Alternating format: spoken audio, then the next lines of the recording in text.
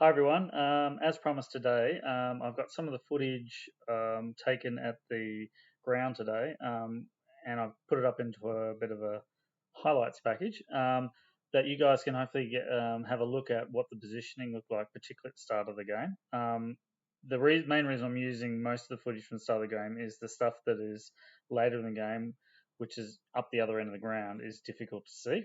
All right, so without further ado, let's get into the footage. Okay, so here we go. Let's roll.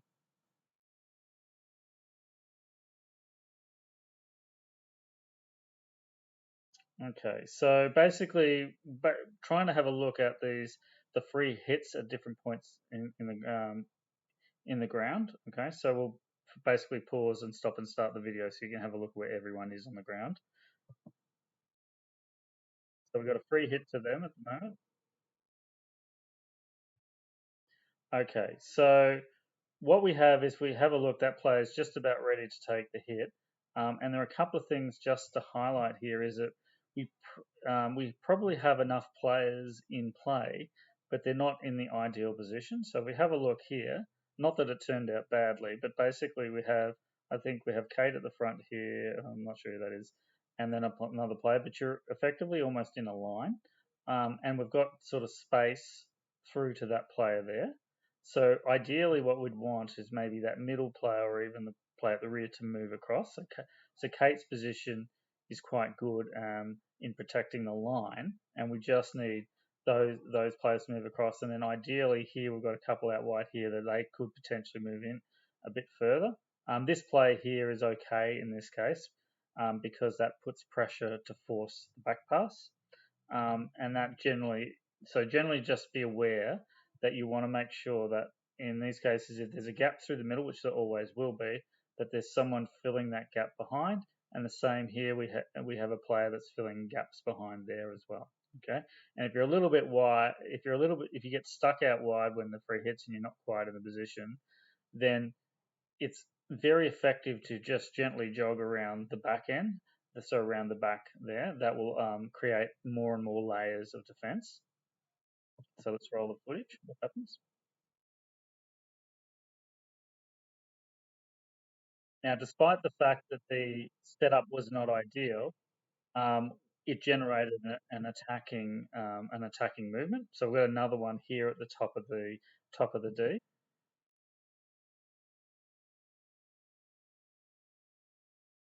Okay. So again, and this is actually the beginnings of the goal, which I'll let roll, and then we can go back through it. Again, the player has taken it relatively quickly. We've got a few players that are a little bit out of position. But even those players are a little bit out of position. It means that the square passes aren't really on. But the pass that is on, so we ideally would still like to have a couple more players because this area here is covered quite well, but we do have a bit of a gap here. Okay, and that's where the player actually tries to go, and we'll let because this results in a goal. So we'll just roll the footy.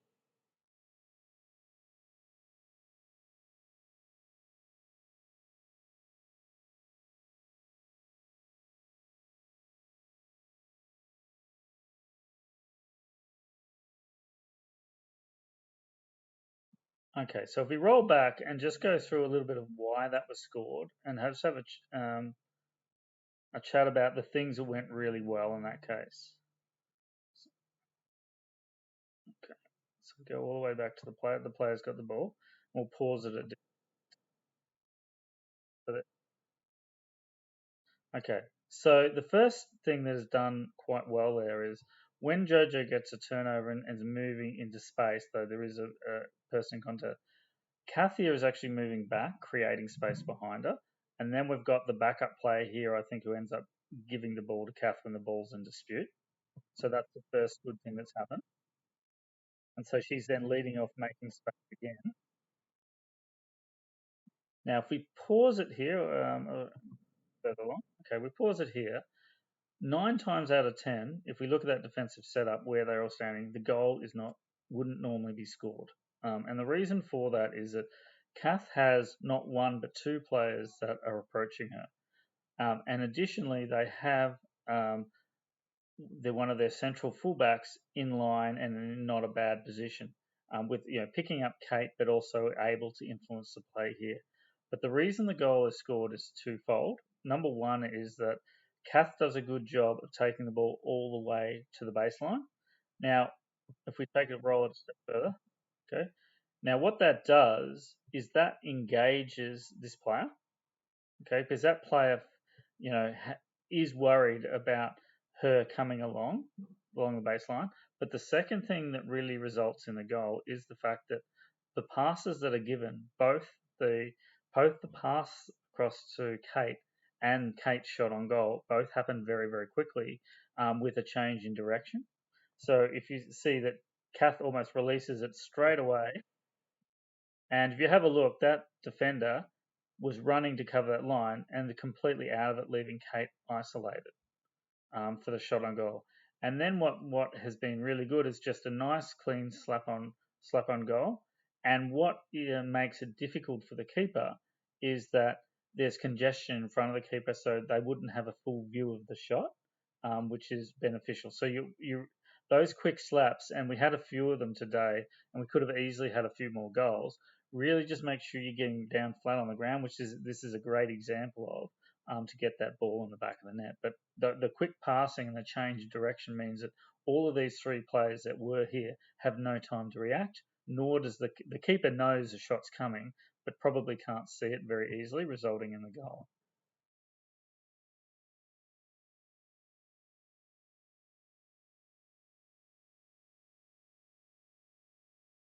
Okay, so what we'll do now is have a look at another passage of play, and this is more than one setup that we have, that happens in successional play, which really shows how much we're on top in the first sort of 10 minutes of the game, and that was ultimately where the game was won, and the value of consistent pressure on their defence.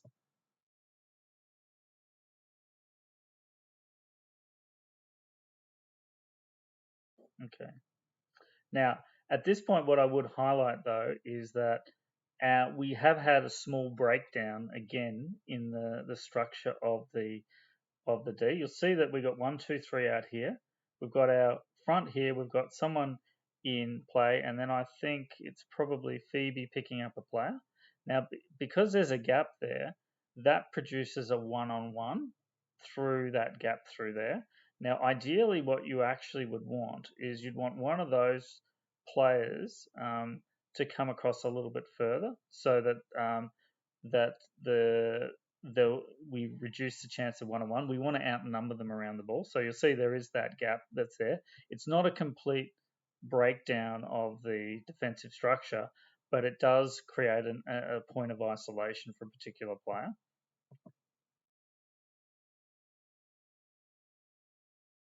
And of course, we've got enough players around to then keep going, and get the ball back out.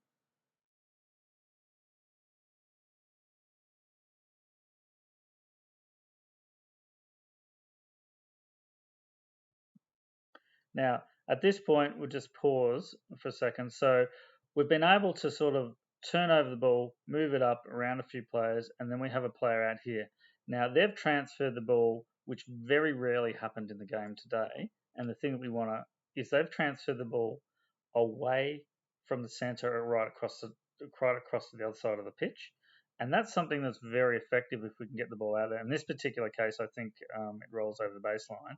But you can see the vast majority of their defence is in this area. Okay, and if the ball had transferred and one of those had picked it up, there would have been space to move down and attack the D.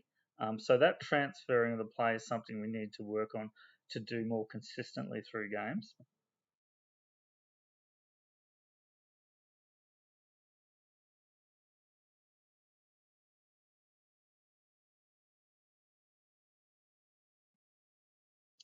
Okay, so again, if we have a look at our setup, okay, so these are three continuous events.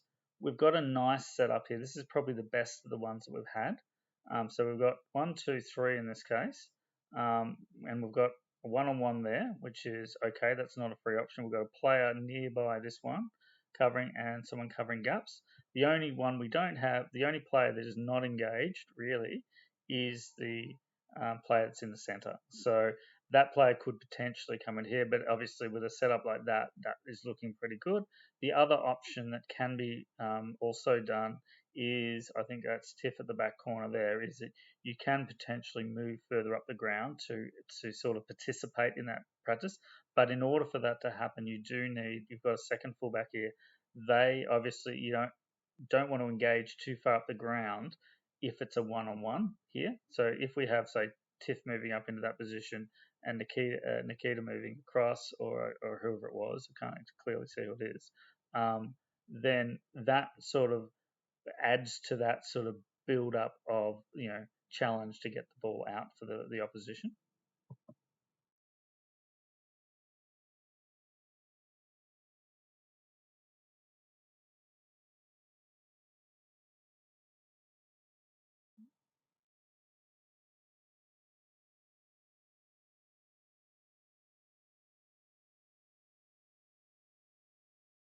Okay, so they've got themselves a free hit again, and let's have a look at our defensive structure. Okay, if we pause it there, looking good again. So we've got someone in the line covering the space. We've got someone there. That's us as well. Okay, so they've got a lot of people to worry about. That player probably could move a little bit further up in or across the back, but certainly is not leaving any sort of easy space for a player. That's probably the only player that's not directly involved. Um, so that player probably could move. In those sort of circumstances, if let's say you're caught out of position, you're over here, and the transitions happen too quickly, and you're out of position, and you're an inner, you can start sort of jogging on a sort of 45 degree in that direction, and hedge your bets that if the ball does get through, then you'll be there to pick it up as well. Okay. The other one we have here too is the fullbacks can also engage, like we mentioned last time as well, because we've got two here and we've got one player there. So if you were sort of stepping up into this sort of area, given the protection that you've already got in front of you, there's a pretty good chance that that's a fairly low risk thing to do, provided that you have that second free fullback.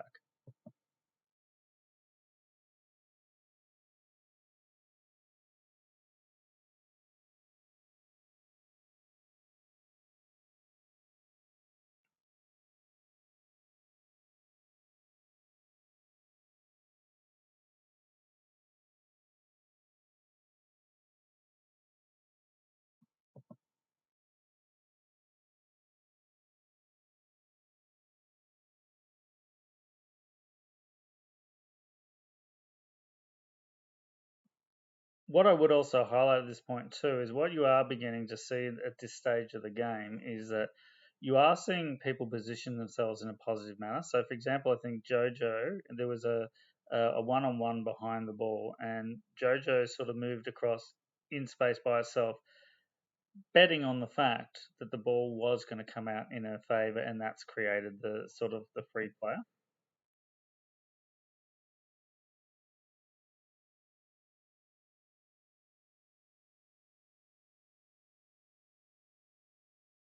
Okay, if we pause it there, our 16 structure, that's looking really good. Okay, there's 4 or 5 players there plus the fullbacks in play in this case. Okay, and that's making it pretty not a great option to hit forward.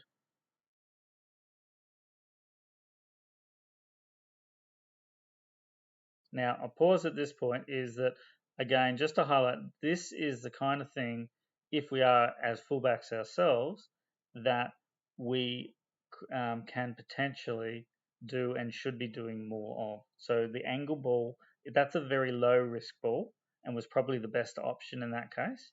Now, in this particular case, when we see the play, I think the player stuffs it anyway, but they've got another player out here. So really that's an example of one that should be bang, and then bang out wide, and then they're out into the open space being able to do it. Now, what we do see that's very good in this example is we do see the movement across the pitch of the sort of the defensive structure, which does move across and it does break down the attack.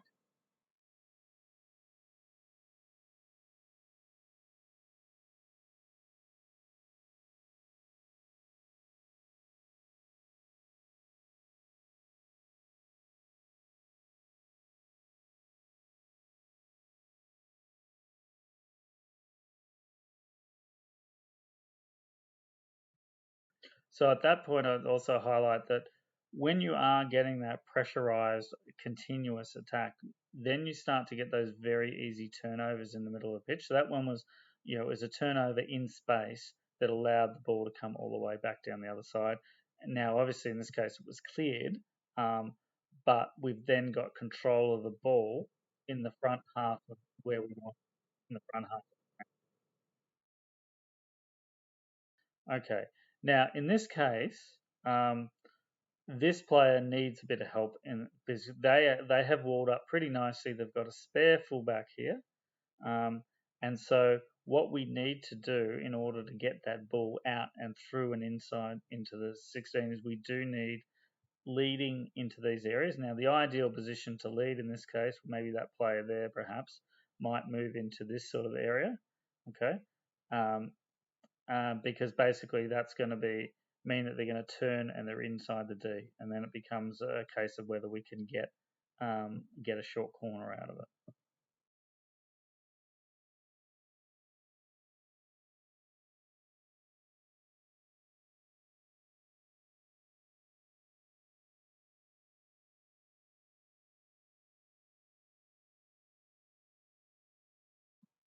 Okay.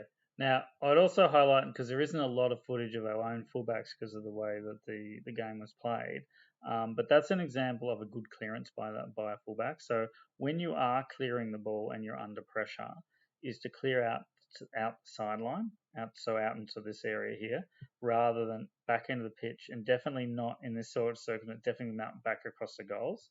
If you clear it out here, and let's say there's an opposition that picks up the ball in this corner, um, it's not the end of the world. Whereas if it's quite dangerous if the ball clears up here and then they can transfer the ball and shot on goal.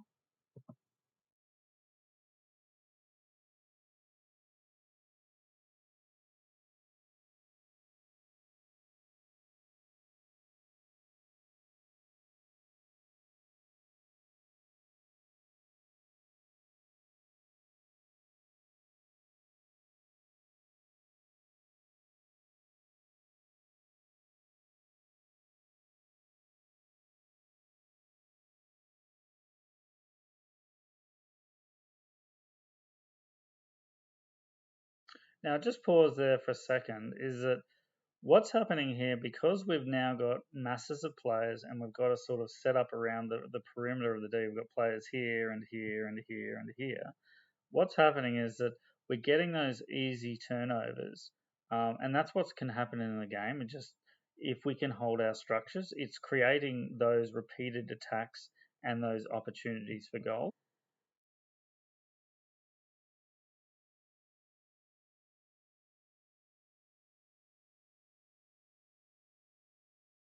Now, at this stage, we'll keep the footage rolling for a sec because I think their goal comes up very shortly. Is that repeated attack is the thing that we cannot stress enough. Your goals are coming not from brilliant forward play, but rather just sustained pressure up forward. So, though that defensive structure is crucial for controlling the defense.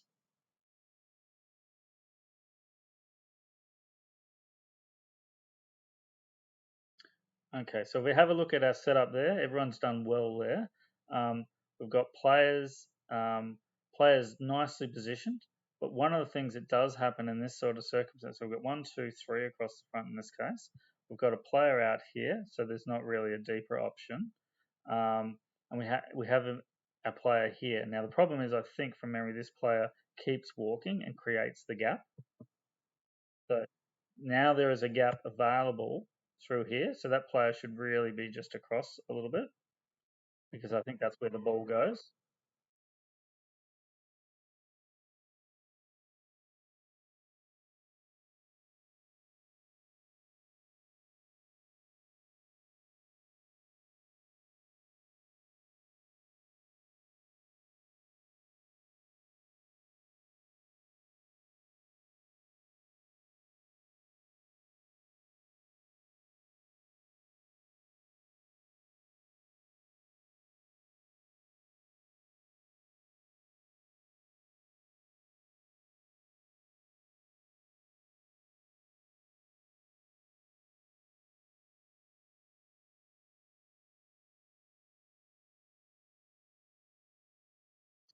And I apologise in advance, Julie. It wasn't me that missed that goal, but anyway, but as you can see, it is that easy pickup around the back that ultimately resulted from the forward pressure.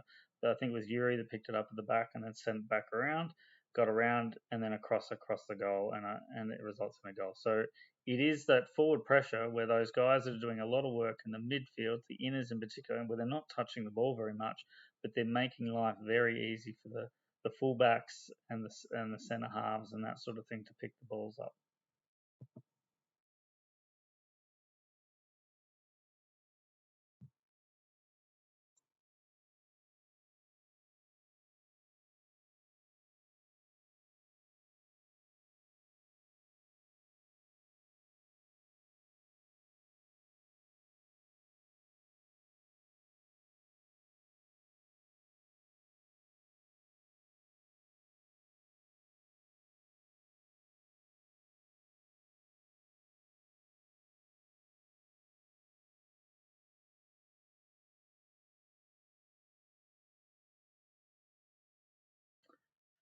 Okay, so we've got another setup here, just a few minutes later, and we just want to highlight again just a couple of things that did happen with the opposition during that game.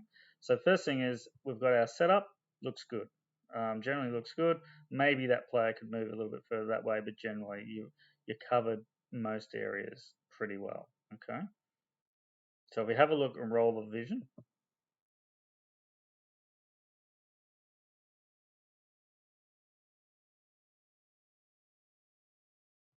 Okay, so at that point, we've got, I think Emma gets belted in the foot or whatever, all right?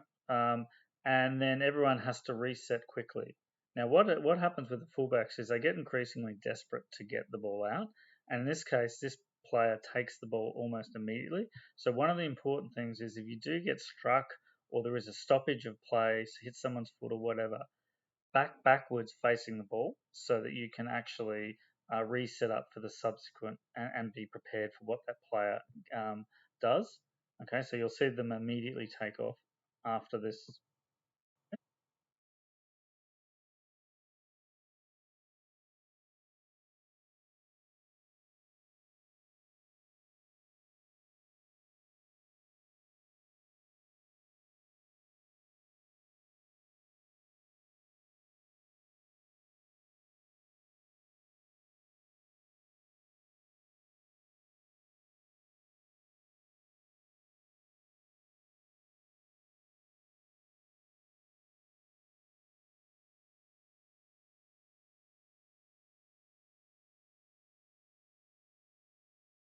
Alrighty, so this is the end of the first quarter, and which was a short corner right that was blown after the end of the quarter. So most people did pretty well, though a couple of you didn't know the rules. Um, so what you need to do in these sort of circumstances where the end of the quarter has been blown is to make sure that everyone is nicely positioned around, ideally around the dotted line there. So if you have everyone that's involved in the actual short corner moving up into the actual D, and then we have one or two players a bit further back, and they're there primarily to prevent the ball from being swept out. So, for example, George is in a good spot here because often players under pressure will sweep the ball out in the sidelines to try and keep the well, just get the ball out of there.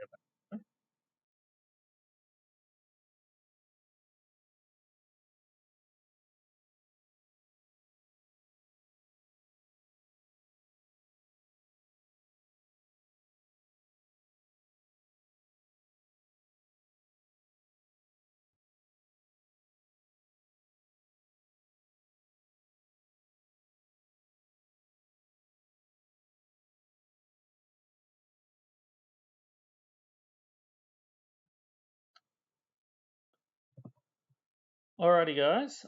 That's pretty much all the footage I've edited. And as I said, I'll put up the full amount of footage. It'll take about 3 hours to upload on YouTube. Once I have them up there, then I'll send it to you, and you can watch it if you so choose.